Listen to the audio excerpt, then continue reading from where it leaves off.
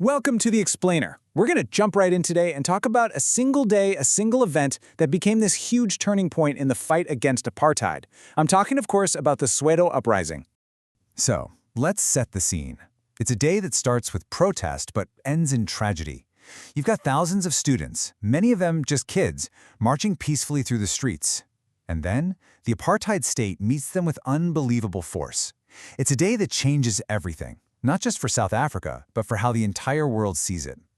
So, the big question is, how did it come to this? How did a protest about what language you learn in school just explode into such violence? Well, to really get it, we've got to go back. We need to understand the world these students grew up in, a world of carefully planned oppression and just silence. Okay, so let's talk about the 1960s. After the Sharpeville massacre in 1960, the government brought the hammer down. They crushed pretty much any and all forms of organized resistance. It was a time of intense, pervasive fear. And look at what this actually meant. Liberation movements like the ANC and PAC, banned. Their leaders were either thrown in prison on Robben Island or forced into exile. The state could literally just lock people up without a trial. On top of all that, they were pushing this policy of separate development, creating these so-called ethnic homelands to basically slice up the black population and keep them from uniting.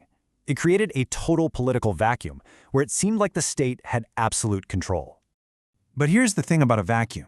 Something always rushes in to fill it. And into this silence, this fear, stepped a whole new generation. And they had this incredibly powerful new idea.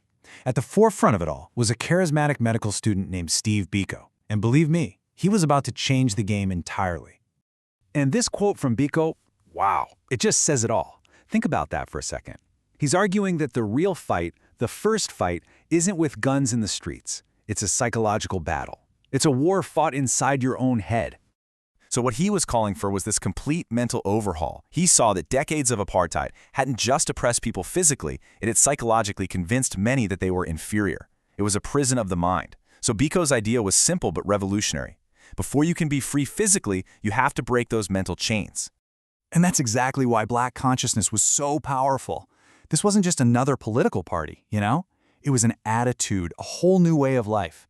The core idea was, we will define who we are, for ourselves. We are completely rejecting the values and the definitions that our oppressors have tried to force on us. So the goals were pretty clear. Build up Black pride, confidence, and self-reliance. And listen, this wasn't about politely asking for a slightly better deal within the apartheid system. No way. This was about imagining a totally new system. And this idea, it just took off. It spread like wildfire, especially among young people at universities, through groups like the South African Students Organization, or SASO. All right, so you've got this powerful new idea bubbling up, this new consciousness. So how does that turn into an actual protest? Well, the spark that lights the whole powder keg, you'd find it in the classroom. You have to understand, the Bantu education system was a pillar of apartheid.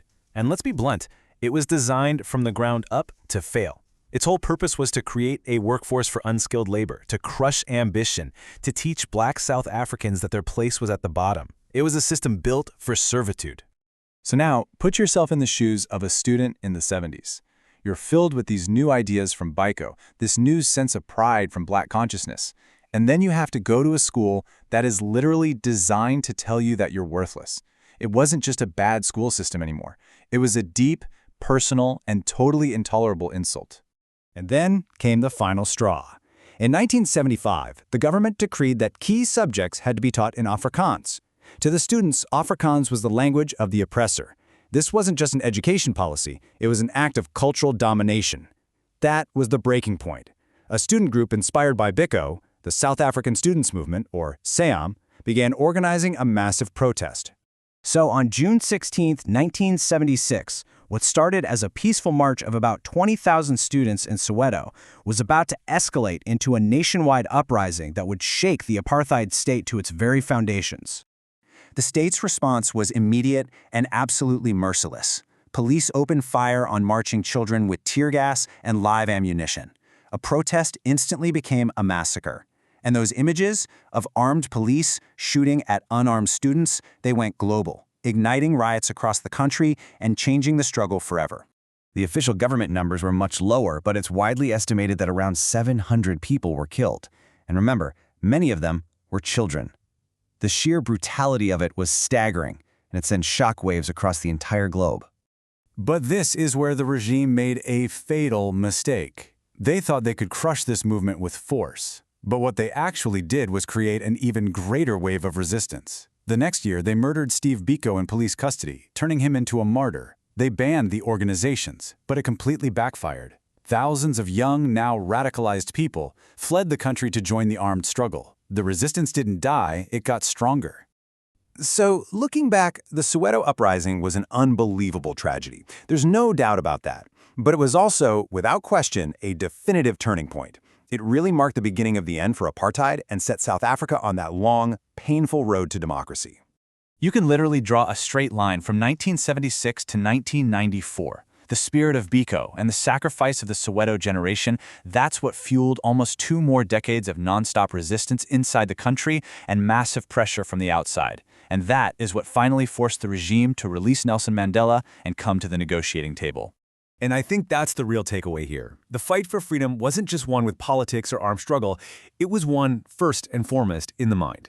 It started with that profound revolution in consciousness, an idea that empowered a whole generation to reject the world that tried to define them and instead to build a new one for themselves.